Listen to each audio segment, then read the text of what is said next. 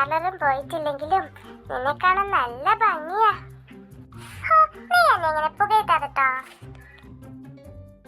അയ്യടാ, ലോകസുന്ദരിയാന്നാ വിചാരം. നീ എന്തെങ്കിലും പറഞ്ഞായിരുന്നു കേട്ടോ.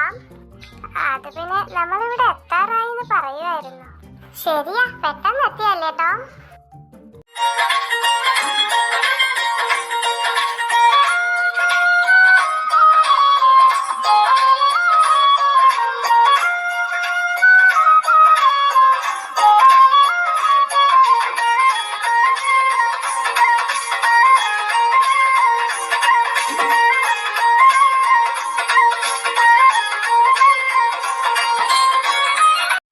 മണവാളന്റെയും മണവാട്ടിയുടെയും ഡാൻസ് കാണാൻ നല്ല രസമുണ്ടല്ലേ?